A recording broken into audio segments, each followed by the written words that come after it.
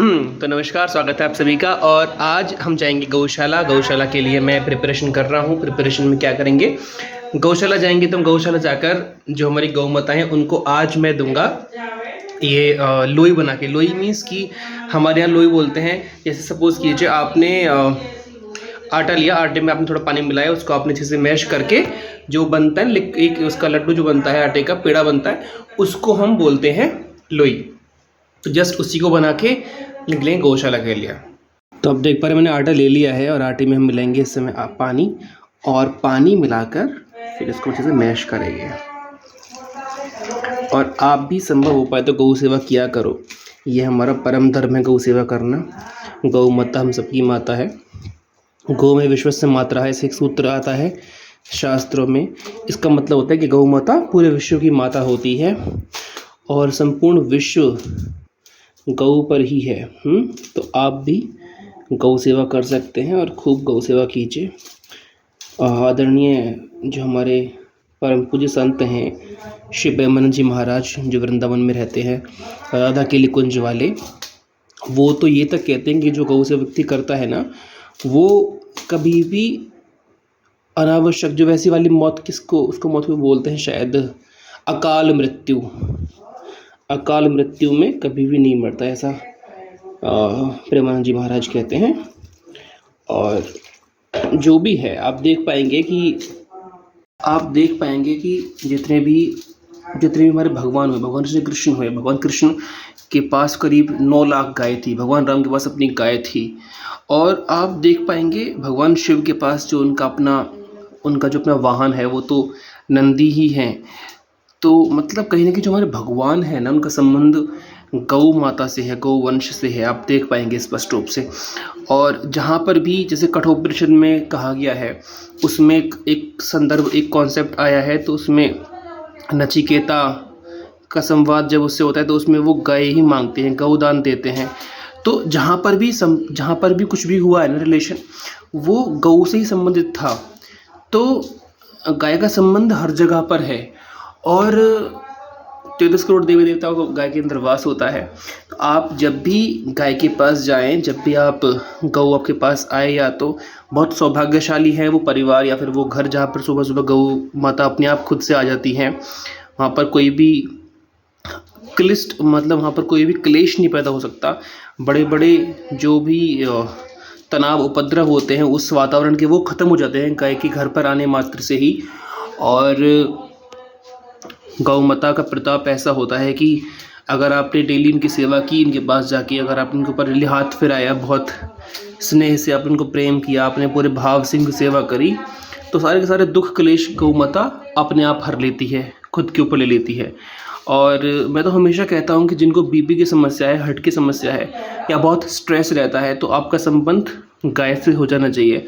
तो आप उनके पास जाएँ, गौ माता के पास, और जाके डेली उनके ऊपर हाथ फिरें, उनकी सेवा कीजिए।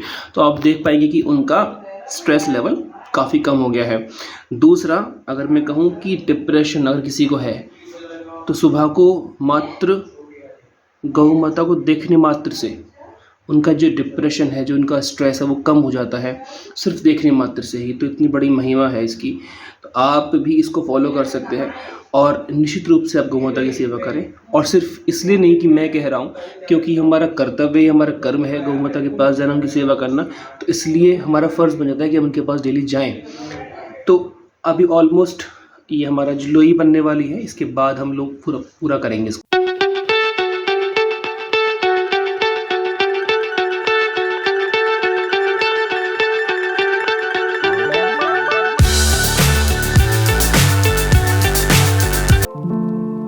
तो हमारे जो पेड़ हैं, जो लड्डू हैं, वो हमारे ऑलमोस्ट बन चुके हैं। आप देख पा रहे हैं कि हमारे पास इतने सारे पेड़ बन चुके हैं गौ माताओं के लिए, और जाके हम खिलाएंगे।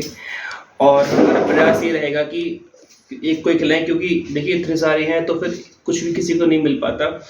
तो हमारा प्रयास है कि सिर्फ एक को जाके खिलाते हैं इतना सारा, जिससे कि कुछ तो आराम मिल जाए कम से कम उसको। हालांकि एक के लिए बहुत कम है, एक को भी कम से कम 50 kg आटे के लड्डू चाहिए, लेकिन ये फिर भी जितना हो सकता है उतना करेंगे।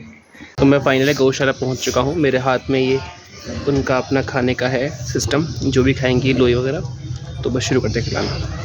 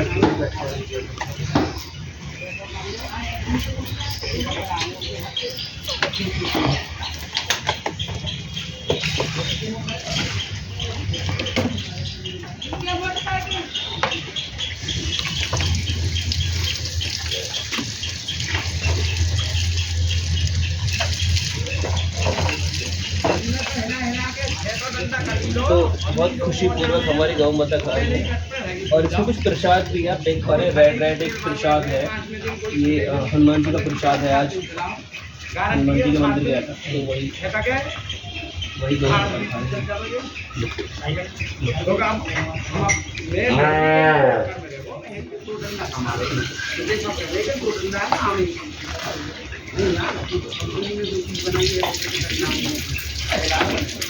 तुमने हिला के 1 पॉइंट खाना करो और मैं क्या काम करूँ, हिला करो।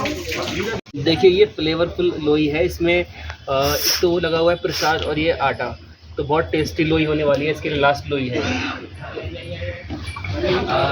Tasty tasty tasty tasty